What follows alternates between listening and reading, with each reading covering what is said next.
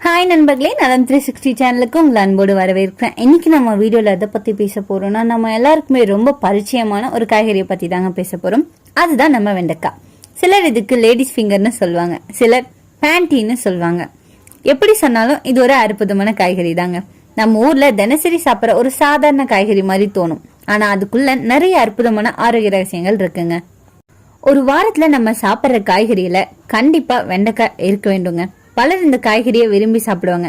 அவங்க விரும்ப இந்த வகையிலையும் கறி, சூப், பொரியல் மற்றும் சட்னியா இதை செஞ்சு நம்ம சாப்பிட முடியும். உணவுல ஒரு பகுதியா இதை கண்டிப்பா நம்ம எடுத்துக்க முடியுங்க.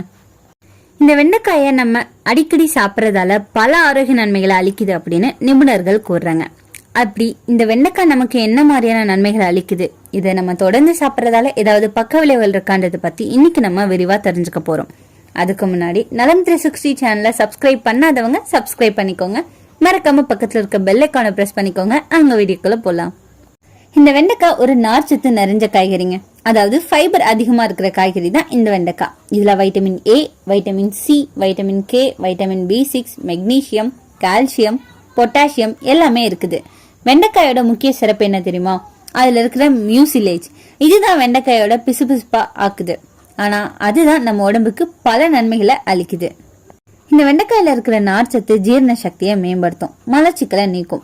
விட்டமின்கள் உடல் நோய் எதிர்ப்பு சக்தியை அதிகரிக்கும். கால்சியம் எலும்புகளுக்கு திடத்தன்மையை தருது. மெக்னீசியம் மன அழுத்தத்தை குறைக்குது. பொட்டாசியம் இதய நலனை பாதுகாக்குது.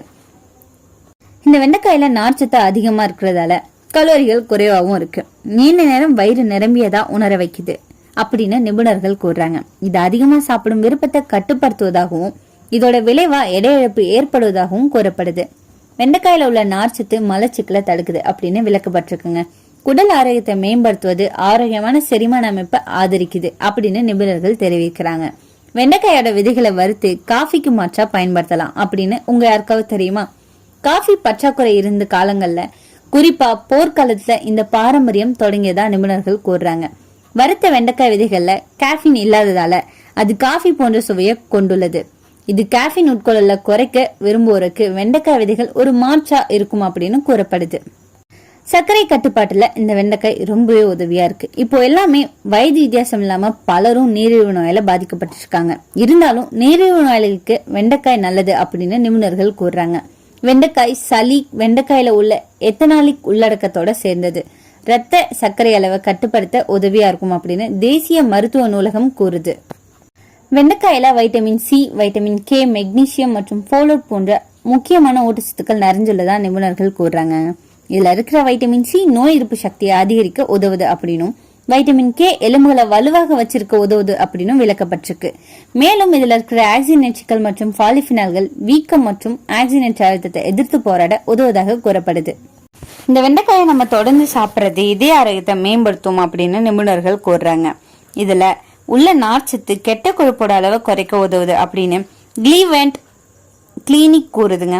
வெண்டைக்காயில உள்ள ஆக்சினேட்கள் இதய நோய் மற்றும் புற்றுநோய் போன்ற நாள்பட்ட நோய்களோட அபாயத்தை குறைக்கும் அப்படின்னு விளக்கப்பட்டிருக்கு.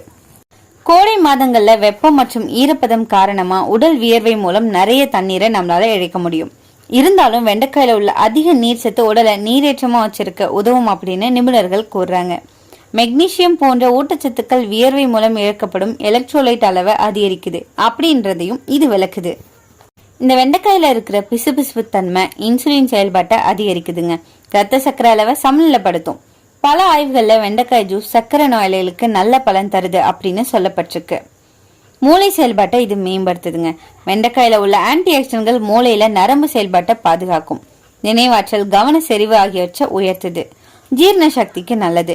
வெண்டைக்காய் சாப்பிட்டோம் அப்படின்னா குடல் நன்றா சுத்தமாகும், மலச்சிக்கல் குறையும், குடல்ல நல்ல பாக்டீரியா வளர்ச்சி அதிகரிக்கும், கொழுப்பு அளவை குறைக்கும், நரம்பு அடைப்பை தடுக்கும், இதய நோய்களை தடுக்க உதவியா இருக்கு. சோ இதயம் ஆரோக்கியமா இருக்கும். தோல் மற்றும் முடி நலன்ல வெண்டைக்காய் ஒரு நல்ல வேலையை பார்த்துட்டு இருக்குங்க. விட்டமின் சி மற்றும் விட்டமின் ஏ நிறைஞ்சிருக்கிறதால தோல் பளபளப்பாகும், முடி உதர்வை குறைக்கும். வெண்டைக்காய் ஜூஸ் அப்படி இல்லைன்னா பச்சையா நம்ம போட்டு முடிக்கு பூசினோம் அப்படின்னா மென்மையா அது ஒரு பொலிவை தருது. கர்ப்பிணி பெண்களுக்கு நல்லது. ஃபோலேட் நிறைஞ்சிருக்கிறதால கருவுல இருக்கிற குழந்தையோட நரம்பு வளர்ச்சிக்கு இது உதவியா இருக்கும். ஜீரண பிரச்சனைகள் வராம தடுக்குது. எடை குறைக்க உதவுறவங்களுக்கு இது ஒரு சூப்பர் ஃபுட் அப்படின்னு சொல்லலாம். இதுல நார்ச்சத்து அதிகமா இருக்கிறதால விரைவில் நமக்கு பசிக்காதுங்க. ஸோ மெதுவா ஜீரணமாகும், அதனால பசியை கட்டுப்படுத்துது. ரத்த சுத்தம் அதிகரிக்கும். வெண்டைக்காயில உள்ள ஆன்டி ஆக்சிடன்ட்கள் உடல்ல இருந்து நச்சு பொருட்களை நீக்குது. தோல் பிரச்சனைகள், முகப்பரு, பிம்பிள் எல்லாமே குறையும். அதிகமா சாப்பிட்டோம் அப்படின்னா ஒரு சிலருக்கு இதனால சில பக்க விளைவுகள் ஏற்படதான் செய்யுது. அது என்னன்னு இப்ப பார்க்கலாம். அதிகமா சாப்பிட்டா சிலருக்கு குடல் வீக்கம் ஏற்படலாம். வெண்டைக்காய் பிசு சிலருக்கு அலர்ஜியை தரலாம். ஒரு சிலர் இந்த வெண்டைக்காயை வெந்த உடனே சாப்பிட்டா குடல் வாயு பிரச்சனை வரும். சிறுநீரக கற்க நோயாளிகள் அதிகமா சாப்பிடக்கூடாது, ஏன்னா வெண்டைக்காயில ஆக்சிலேட் இருக்குங்க. வெண்டைக்காயை சாப்பிட்ற சரியான வழிகள் என்னன்னு இப்ப நான் சொல்றேன். புதிய பச்சை வெண்டைக்காய் மட்டும்தான் தேர்வு செய்யணுங்க. எண்ணெய் குறைவா வச்சு வறுத்தா நல்லது. வாரத்துல 3 முறை சாப்பிட்டா போதுமானது. வெண்டைக்காய் ஜூஸ் காலையில வெறும் வயிற்றுல குடிக்கலாம். மிக குறைவான அளவுல மட்டும்தான் அதையும் குடிக்கணும். சட்னி, கூட்டு, வறுவல்னு எந்த வடிவத்திலையும் இது சுவையாகவும் ஆரோக்கியமாகவும் இருக்கும். இந்த வெண்டைக்காய் நம்ம வீட்டில் இருக்கிற சாதாரண காய்கறி மாதிரி உங்களுக்கு தோணலாம், ஆனா அதோட பின்னால இருக்கிற நிறைய மருத்துவ குணங்கள் இன்னும் பலருக்கும் தெரியாம இருக்கு. இந்த வெண்டைக்காயை தினசரி நம்மளோட உணவுல சேர்த்தோம் அப்படின்னா நம்ம உடல் ஆரோக்கியம், மன அமைதி, இதய நலம் எல்லாமே நிச்சயமா கிடைக்கும். அதே சமயம் அளவோட சாப்பிட்றது முக்கியமானது. அதனால நம்ம இந்த வெண்டைக்காயை சும்மா காய்கறி மாதிரி பார்க்காம ஒரு இயற்கை மருந்துன்னு பார்த்தோம்னா கண்டிப்பா நமக்கு பலன் கிடைக்குங்க.